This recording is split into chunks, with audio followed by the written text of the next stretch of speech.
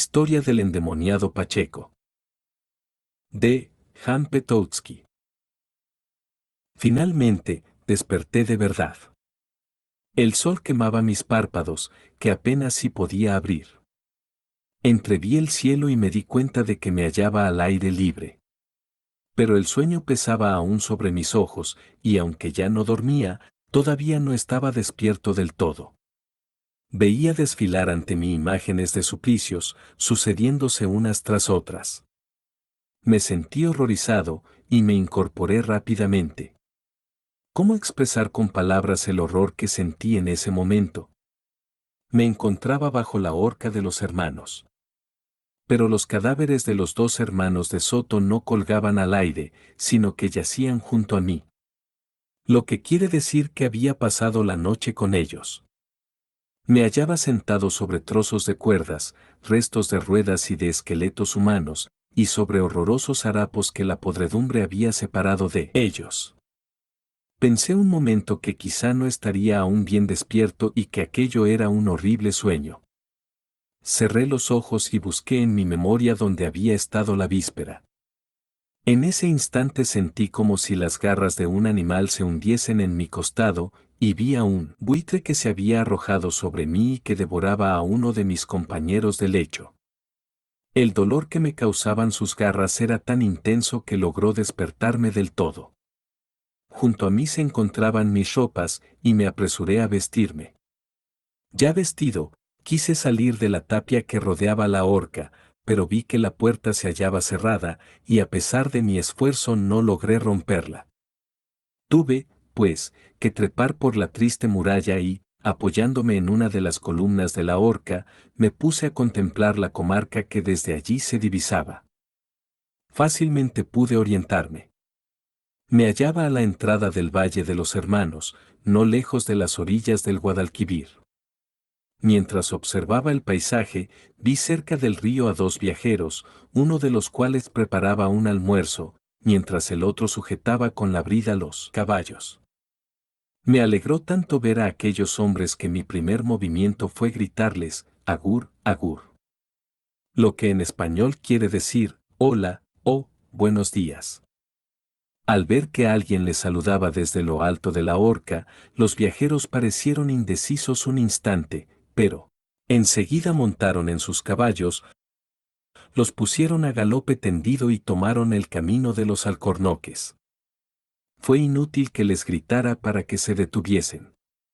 Cuanto más les gritaba, más golpes de espuela daban a sus caballos. Cuando les perdí de vista decidí abandonar aquel sitio. Salté a tierra, pero con tan mala fortuna que me hice daño en una pierna.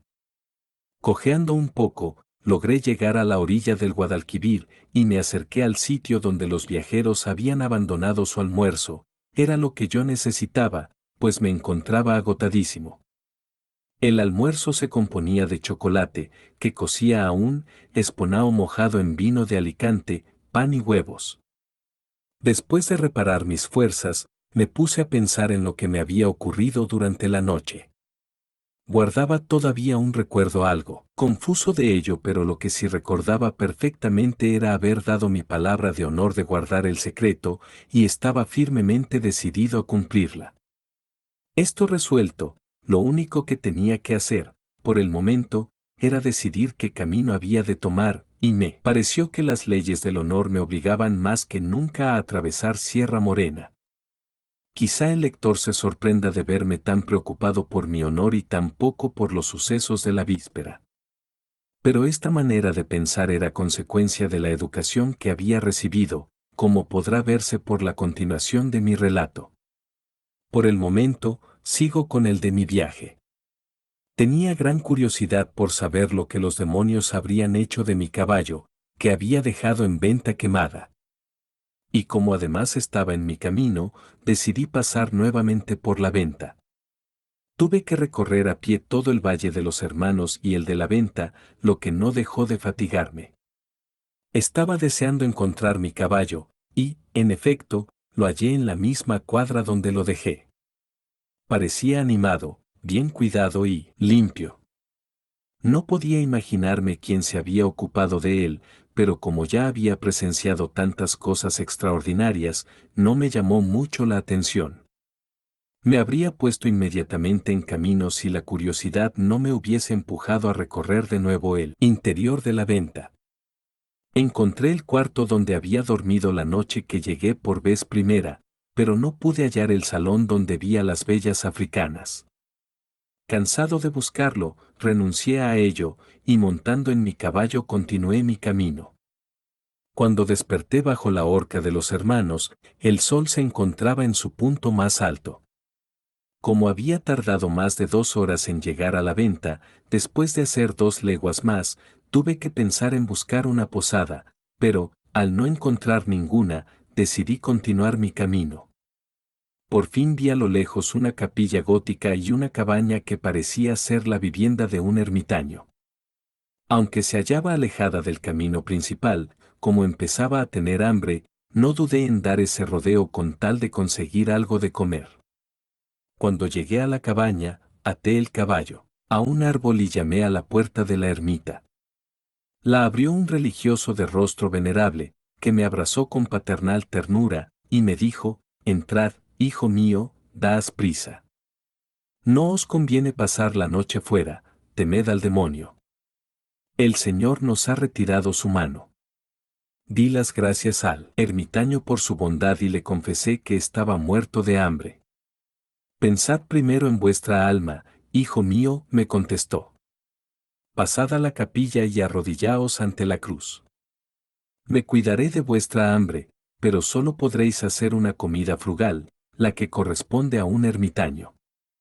Entré en la capilla y me puse a rezar de verdad, pues era creyente y hasta ignoraba que hubiese incrédulos. El ermitaño vino a buscarme al cabo de un cuarto de hora y me condujo a la cabaña, donde me había preparado una modesta comida. Se componía de aceitunas excelentes, cardos conservados en vinagre, cebollas dulces en salsa y galletas en vez de pan. También disponía de una media botella de vino. El ermitaño me dijo que él no bebía nunca, pero que la guardaba para el sacrificio de la misa. Así, pues, tampoco me atreví a beber yo, pero gocé, en cambio, de la cena. Mientras comía, vi entrar en la cabaña a una figura más horrible que todo lo que había visto hasta entonces. Era un hombre que parecía joven, pero de una delgadez espantosa. Sus cabellos se hallaban erizados, y, de uno de sus ojos, que había perdido, manaba sangre. Su lengua pendía fuera de su boca, y de ella resbalaba una babosa espuma. Llevaba puesto un traje negro bastante bueno, pero esa era su única ropa, no tenía ni medias ni camisa. El repugnante personaje no dijo ni palabra, y fue a acurrucarse a un rincón de la cabaña, donde permaneció más quieto que una estatua, contemplando fijamente con su único ojo un crucifijo que sostenía en su mano. Cuando acabé de cenar, pregunté al ermitaño quién era aquel hombre. «Hijo mío», me respondió, «ese hombre es un poseso al que yo intento librar de los demonios». Su terrible historia prueba el poder fatal que el ángel de las tinieblas ha usurpado en esta desgraciada comarca. Como puede ser útil para vuestra salvación que la conozcáis, voy a ordenarle que os la cuente, y, volviéndose hacia donde estaba el endemoniado, le dijo: «Pacheco, Pacheco, en nombre de tu Redentor, te ordeno que relates tu historia». Pacheco lanzó un terrible alarido, y comenzó en estos términos. Historia del endemoniado Pacheco. Nací en Córdoba, donde mi padre vivía disfrutando de una excelente posición. Mi madre murió allí hace 3 años. Al principio, mi padre pareció sentir mucho su pérdida, pero al cabo de algunos meses, con ocasión de un viaje que tuvo que hacer a Sevilla, se enamoró de una joven viuda llamada Camila de Tormes. Esta Camila no gozaba de muy buena fama, y algunos amigos de mi padre intentaron hacerle desistir de tales relaciones.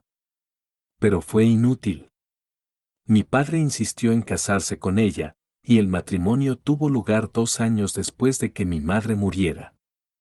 Las bodas se celebraron en Sevilla, y pocos días después mi padre regresó a Córdoba con Camila, su nueva esposa, y una hermana de esta que se llamaba Inesilla. Mi madrastra respondía perfectamente a la mala opinión que se tenía de ella, y lo primero que hizo en su nueva casa fue intentar seducirme, cosa que no logró, pues supe resistir a su intento. Pero, en cambio, me enamoré perdidamente de su hermana Inesilla. Mi pasión por ella creció de tal modo que no tardé en arrojarme a los pies de mi padre, para pedirle la mano de su cuñada. Mi padre me obligó a levantarme, y después me dijo: «Hijo mío, te prohíbo que pienses en ese matrimonio, y te lo prohíbo por 3 razones. En primer lugar, no sería serio que te convirtieras en el cuñado de tu padre. En segundo lugar, los santos cánones de la Iglesia no aprueban esa clase de matrimonios.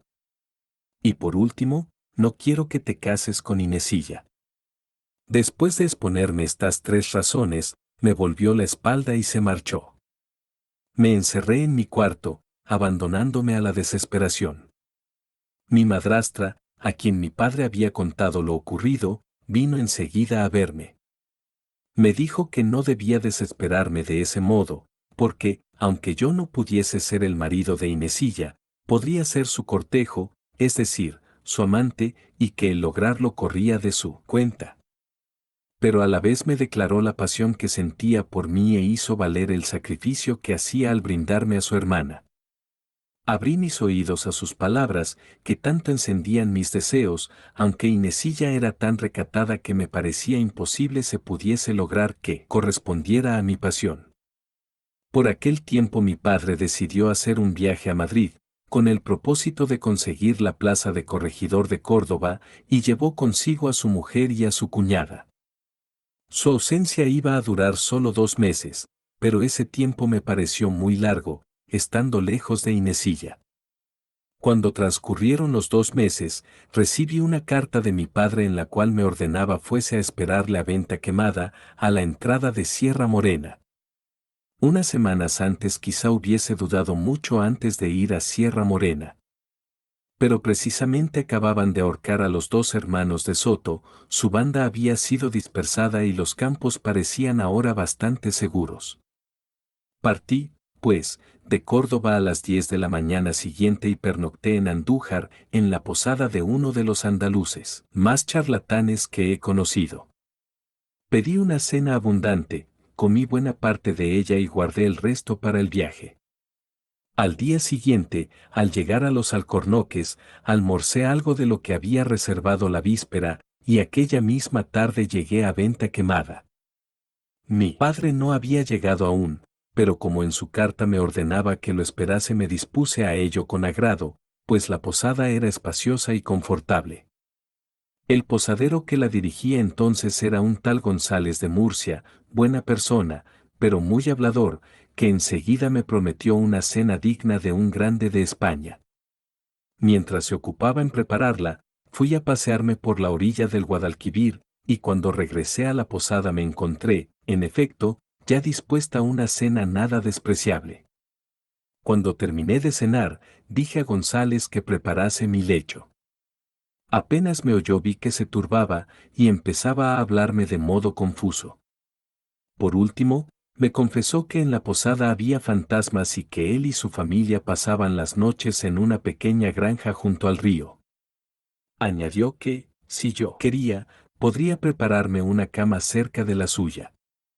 La proposición me pareció absurda, y le dije que podía irse a dormir donde quisiera y que llamara a mis criados. Me obedeció, y se retiró al instante, moviendo la cabeza de un lado para otro y encogiéndose de hombros. Un momento después llegaron mis criados. También ellos habían oído hablar de aparecidos, y me rogaron que pasara la noche en la granja. No acepté, naturalmente, sus consejos, y les ordené que me prepararan la cama en la habitación donde había cenado. Me obedecieron muy a regañadientes, y cuando el lecho estuvo preparado me rogaron aún, con lágrimas en los ojos, que fuese a dormir con ellos a la granja.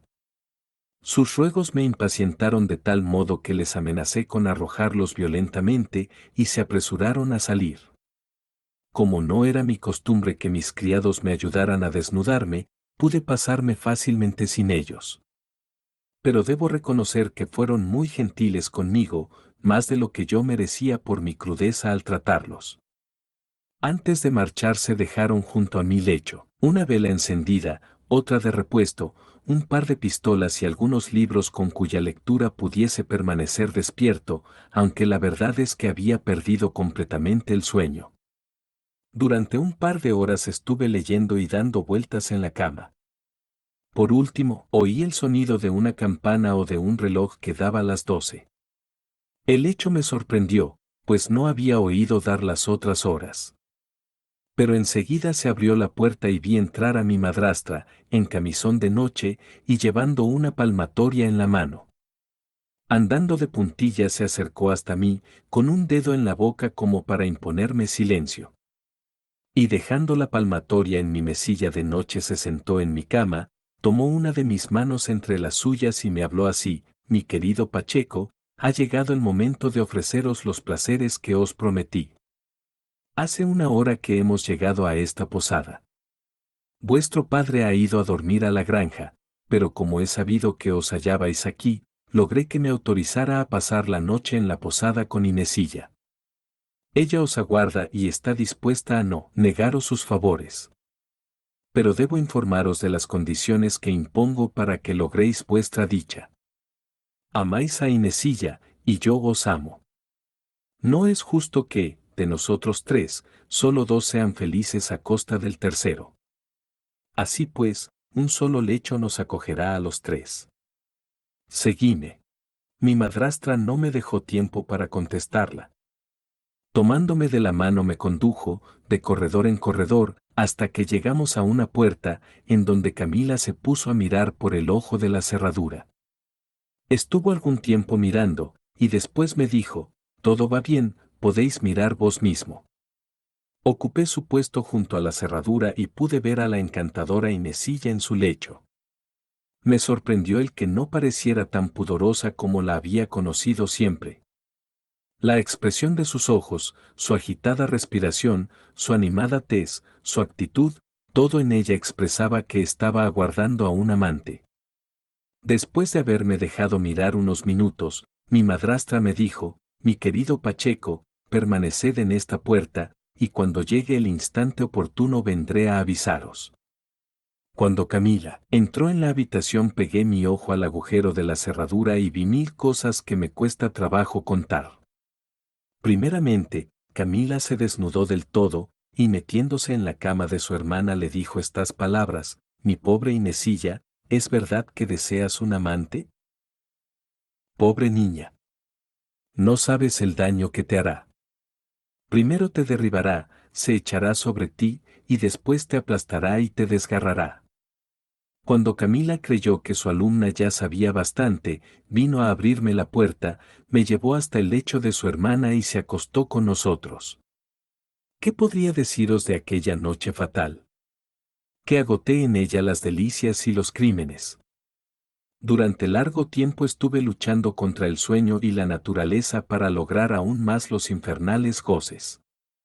Finalmente, me dormí y desperté al día siguiente bajo la horca de los hermanos de Soto, acostado entre los dos horribles cadáveres. En este momento, el ermitaño interrumpió al endemoniado y me dijo: «¿Y bien, hijo mío, qué os parece? Imaginad vuestro horror si hubieseis amanecido entre los dos ahorcados». A lo cual respondí: «Me ofendéis, padre. Un caballero no debe jamás tener miedo y menos aún si tiene el honor de ser capitán de la Guardia Valona». «Pero hijo mío», continuó el padre, ¿habéis oído decir alguna vez que semejante aventura ha sucedido a alguien? Dudé un instante antes de contestar, y al fin le dije: «Si esa aventura, padre, ha ocurrido al señor Pacheco, puede también suceder a otros. Pero mejor podré juzgar si os dignáis ordenarle que continúe su historia». El ermitaño se volvió hacia el endemoniado y le dijo: «Pacheco, en nombre de tu Redentor, te ordeno que continúes tu historia». Pacheco lanzó un nuevo y terrible alarido, y continuó de esta suerte: dejé la horca medio muerto de miedo. Me arrastré como pude y marché sin saber a dónde me dirigía. Por fin, encontré a unos viajeros que tuvieron piedad de mi situación y me condujeron a la venta quemada, donde hallé al posadero y a mis criados, muy preocupados por mí. Les pregunté si mi padre había dormido en la granja, y me contestaron que nadie había llegado aún.